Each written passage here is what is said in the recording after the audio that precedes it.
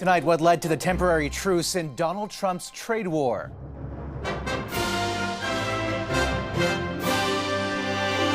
Why the president gave Canada a last-minute break. Canada is very tough. They're very, very tough to do business with. And the details of his conversations with the Prime Minister just hours before the tariffs were set to kick in.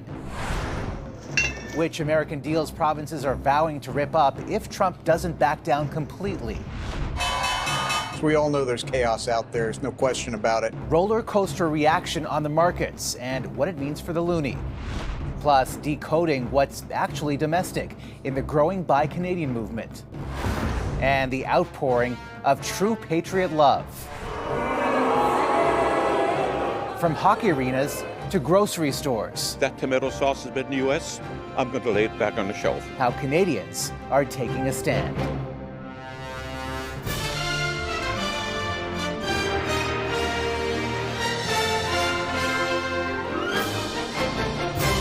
CTV National News with Omar Sachedina. Good evening. An 11th hour scramble has staved off a massive trade war that was set to launch at midnight. After giving a 30-day reprieve to Mexico, which led to a rally on the markets after a chaotic start to the week, Donald Trump also agreed to pause tariffs on Canada for the same time period. CTV's senior political correspondent Michael Couture on what it took to come back from the brink. Tariffs are very powerful, both economically and in getting everything else you want. The threat of those tariffs helped U.S. President Donald Trump get a deal with Canada. It took 2 phone calls between the 2 leaders, but in the late afternoon, Prime Minister Justin Trudeau announced on social media, Canada earned a 30-day reprieve. We've always believed, I certainly always believed we could find our way forward, and it looks like we have, but we have work to do. Well, fentanyl had been Trump's main concern, and today, Canada presented an enhanced border plan. It includes the appointment of a fentanyl czar, listing Mexican drug cartels as terrorists, and a new $200 million intelligence directive focused on organized crime and the deadly opioid. That's on top of the already announced $1.3 billion plan to strengthen our border. We're going to have to stick together as a country, and we're going to have to execute on a number of these new measures to be able to show to the president that we're serious.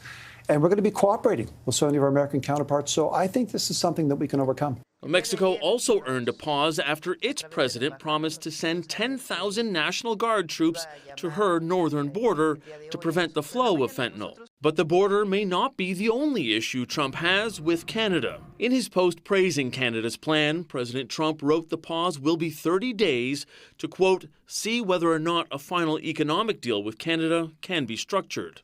Like, banks aren't allowed to do business in Canada. Canada is very tough. Canada is very, we're not treated well by Canada. In fact, U.S. banks do operate in this country.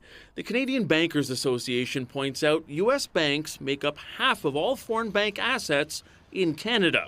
That misunderstanding of the relationship has some premiers still concerned despite the reprieve. There's one person that is bent on tariffs of some sort on this continent, and what we need to do is ensure that everyone else in that room doesn't think it's a good idea, because it isn't.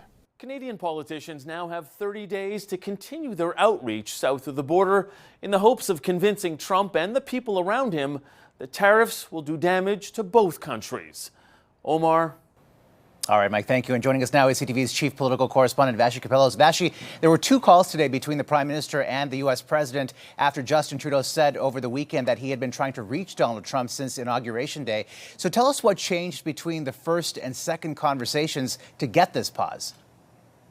Well, I'm told, Omar, by people in the federal government that Donald Trump actually didn't know much about Canada's border plan. It was presented to the border czar in completion on Friday and then communicated to him this morning. So really what happened was a combination, at least according to people in and around the Prime Minister, of an awareness, a heightened awareness about the impact of this on the markets and a heightened knowledge of the possibility of an off-ramp as it relates to the border, and that's exactly what ended up happening in that second call. Fascinating details and reporting there. What are you hearing about Canada's strategy now, especially considering that in 30 days, Trump could really add another last-minute demand to this list? Well, two things to watch there. One, I'm told it's very unpredictable. They're all nervous about it, but massive engagement is on the table. So keep going to Washington, keep meeting with everybody in his administration as much as possible. The other thing, though, to keep our eyes on, Omar, is the question of sovereignty and the fact that Donald Trump keeps floating the idea of annexing Canada. I am told by a number of provincial sources that the Prime Minister actually communicated to the premiers that that could be what this is all about, and that there is a level of concern in the federal government about that being the true motivation for Donald Trump, which is a whole other story. Omar? All right, Vassy, thank you. On the campaign trail in Ontario today, here's what Doug Ford was caught saying about Donald Trump's tariffs. In the election day, was I happy this guy won 100%? I was. Then the guy pulled out the knife and Despite Trump's last-minute pause, Ford and other premiers renewed their threats of retaliatory measures as calls grew louder to break down trade barriers within Canada. Here's CTV's Heather Wright. American booze will stay on Canadian shelves, and Ontario will continue its Starlink deal with Elon Musk. For now. We want to work together. We never asked for this fight. We don't want to fight. Appearing on CNN, Ontario Premier Doug Ford reiterated his hope that Donald Trump will back down, but in a statement acknowledged the threat remains. Canada and Ontario continue to stare down the threat of tariffs, he said, adding, with the uncertainty, we will continue to see many potential projects frozen and projects that were already underway put at risk. Experts say the uncertainty will likely exacerbate Canada's existing productivity problem, making companies think twice about investing or hiring in Canada. Companies are going to be risk averse, even more so than before, if they think that there are these major traumatic events like we almost had tomorrow and maybe we'll have in 30 days. And there are also calls for Canada to do more to diversify its trading partners, which is a challenge.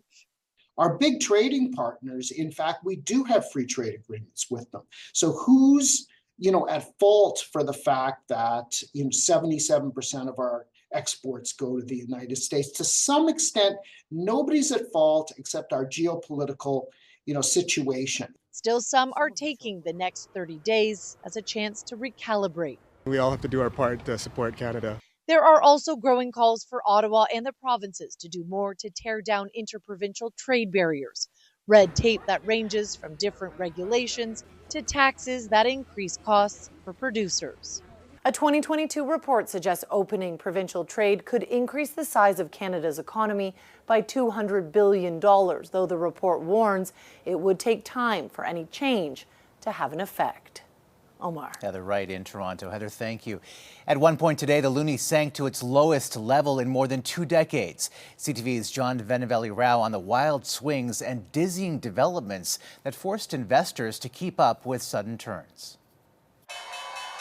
As stock markets opened, the initial sell-off was intense as a looming trade war unnerved some investors. This is chaotic. As we all know, there's chaos out there. There's no question about it. In Europe and Asia, some markets fell more than 2% on fears a Trump trade war could go global, while Toronto's main index initially fell 3%. Yeah, well, we certainly woke up to fear, and the fear was caused by, Donald Trump doing what Donald Trump does and trying to create leverage. Fear that briefly drove the loonie to 67.6 cents U.S., the lowest in more than 20 years. As news developed during the day, we did see a partial recovery. I don't think the ride is over. Even before Trump was reelected in November, the loonie had been under pressure. But since then, it's lost 5% of its value versus the greenback. And if a prolonged trade war erupts, some economists think it could dip towards the all-time low back in 2002. Worth just under 62 cents. I think as long as we're under threat on the trade front, it's likely to remain under pressure. And while markets did rebound today, experts say brace for more volatility. We have to be ready for perhaps more fear-mongering. But again, just take it easy. This will pass, and good companies prevail. And their advice to investors, don't get caught up in panic selling. Omar. All right, John, thank you. And joining us now is BNN Bloomberg's Amanda Lang. And Amanda, John touched on that volatility, and there has been so much uncertainty lately. We knew that these tariffs would potentially kick in on Inauguration Day, January 20th. Then the deadline changed to February 4th. And now we're hearing maybe, possibly 30 days from now. If you're a Canadian business, how do you prepare when there's this much uncertainty around? It's really difficult. And so what you're seeing, you saw it in the markets, is the jitteriness that comes with that uncertainty. You won't spend money. You won't make big decisions. You probably are doing contingency planning that you'll keep doing because we don't know, of course, whether the shoe drops in 30 days or fewer days. So businesses are going to keep thinking about this. And I hope actually, Omar, that our business leaders and our political leaders do that seriously because there could be a whole other chapter here that we have to deal with. For the loonie, what does it mean? Likely weakness to continue because this kind of uncertainty and the overhang, the negative overhang, means our dollar will be unattractive. It could get a little bit weaker even from here. Good for exporters, not so good for people trying to buy things priced in U.S. dollars. It's so hard to understand what Trump is thinking from day to day. What do you think his end game here is, though? I think it's impossible to know, of course, for sure with the man, but I think there probably is a policy pursuit of renegotiating our bigger trade agreement. We're due to do it in 2026. Does it happen sooner? And does it have a totally different game plan this time? And we should probably be alive to that fact that it won't be NAFTA 3.0. It may look completely different, and we should probably start preparing for that. I think our political leaders are well aware that that's on the agenda. So the goal possibly to accelerate that process here. Amanda, thank you so much. Appreciate the perspective. Thanks. Well, no pause, at least for now, on the 10% tariff set to kick in at midnight for China. And today, China vowed to respond. Beijing hasn't specified what countermeasures it may take, but it plans on filing a complaint with the World Trade Organization and calls the U.S. tariffs a serious violation of international trade rules. And European leaders are also ready with a firm response if the EU becomes Trump's next tariff target. Trump has warned EU countries that could happen. EU leaders at an informal summit today said they will be prepared to fight back, but also called for reason and negotiation. The U.S. is the EU's largest trading partner and exports more to the U.S. than it imports. Here at home, a movement to go homegrown is gaining momentum. But how practical is it with globalization and dependency on international supply chains? CTV's Alison Bamford went to find out. These days, what goes in your cart comes with a lot of thought. I'm looking for stuff that fits my diet and that fits my cost profile. And for many, Canadian products now top the list, hoping to send a message south of the border. We're going to go Canadian. We got to get back at them. Just go and buy Canadian stuff. The Buy Canadian sentiment is gaining momentum online and at the till. But what does that really look like? Ultimately, what we're looking for is product from Canada and made in Canada. Both have a different threshold for what amount of product in them is actually Canadian product. Made in Canada means at least 51% of the product's content is Canadian. A product of Canada means its content is 98% Canadian. That could include raw materials, labor, or manufacturing. And it might not be pure, there could be other interests from other countries there, but chances are you're employing some workers to do something in Canada. Lists circulating on social media are helping identify alternative brands to popular American ones, like Old Dutch instead of Lay's chips, or Armstrong instead of Kraft cheese. And websites like Made in CA or Manufactured in have compiled lists of Canadian products. But experts say lines can get blurry if you're looking at cutting out American companies altogether. You got to be careful too, because you might say, okay, I'm going to go after this American company, but they have a factory in Canada and they employ hundreds of people. If you don't have time to research each product, local grocers and small businesses tend to have more Canadian items than big chains. President's Choice and Compliments brands are safe Canadian bets, and anything with a Blue Cow label signals a Canadian dairy product. Of course, this is all just food for thought. Alison Bamford, CTV News, Saskatoon. Coming up. It will be disastrous because the margins in the craft beer business aren't that great. How a brewing trade war is hurting American businesses.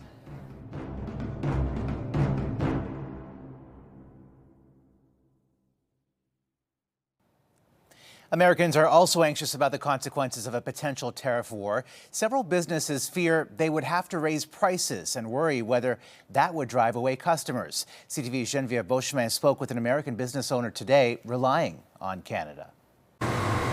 In a brew house in Virginia, just outside Washington, the secret ingredient of sorts, and barrels of it, is made in Canada.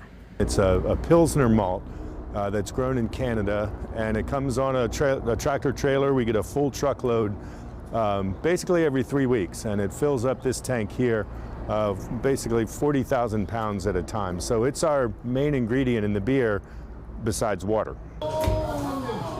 With tariffs on the malt, on the aluminum for the cans, on bottle caps. This is Optimal Wit. This is our best-selling beer. The cost of doing business would spike, says owner Bill Butcher, and be too high to absorb. And so it would trickle down to the Port City Brewing Company's customers. So a six-pack that now is $12.99, you're looking at $19.99 or $20.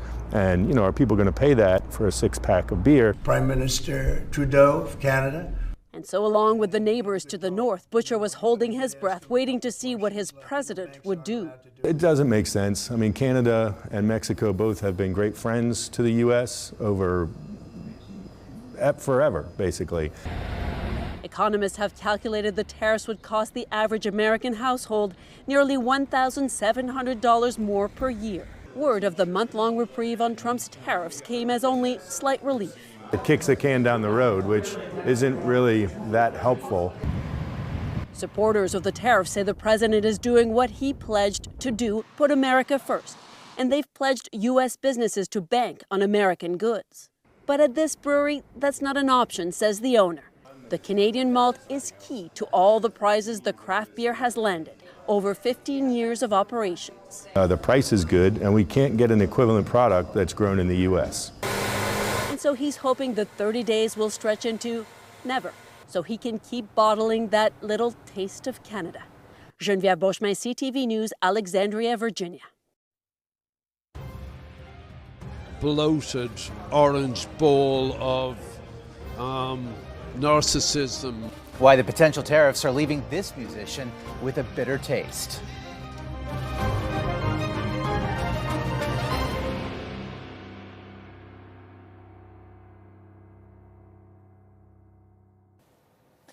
The foundation behind Canada's richest and most coveted prize for fiction and its partner of 20 years have parted ways. The Giller Foundation thanked its lead sponsor, Scotiabank, in a statement without addressing the reason for the split. In 2023, there were protests and literary figures began boycotting the Giller Prize. They objected to a Scotiabank subsidiary stake in an Israeli arms maker. The bank today said it had no comment. Billionaire Elon Musk says work is underway to shut down the U.S. Agency for International Development. As we dug into USAID, it became apparent that what we have here is not an apple with a worm in it, but we have actually just a bowl of worms. Staffers were told to stay out of the agency's Washington headquarters today after Musk said Donald Trump agreed with him to shut it down. USAID is the world's largest single donor of foreign aid. In 2023, it sent out $72 billion in humanitarian assistance to more than 100 countries. Trump has ordered a global freeze on most U.S. foreign aid. The man behind the infamous Live Aid benefit concert to raise funds for famine relief, Sir Bob Geldof, is in Toronto for the opening of his award-winning musical. But as CTV's Andrea Case explains, he didn't hold back on the international impact of American politics. If Donald Trump thinks he's going to take on China, Canada, Mexico and Europe economically, I wouldn't bet on Donald Trump very much. Ask Sir Bob Geldof what he thinks of U.S. President Donald Trump, and he doesn't hold back. This bloviating, bloated orange ball of narcissism and greed.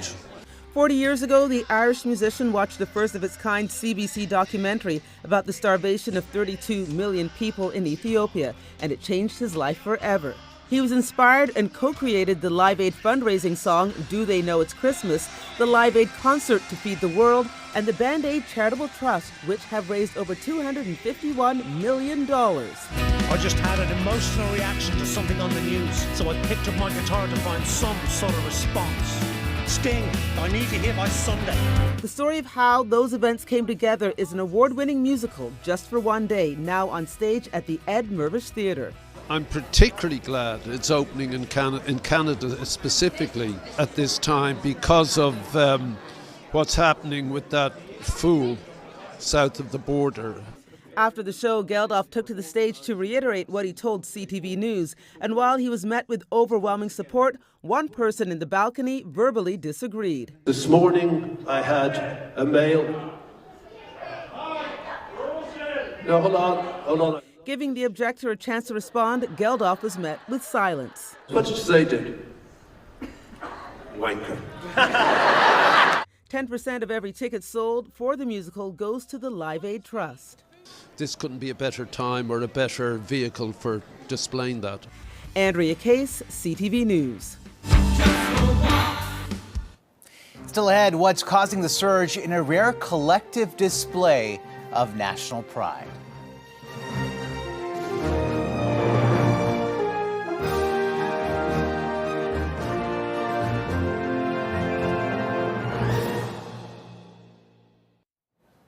The threat of tariffs has certainly stoked a sense of patriotism across the country. Over the weekend, this was the reaction from Sens fans during the American anthem.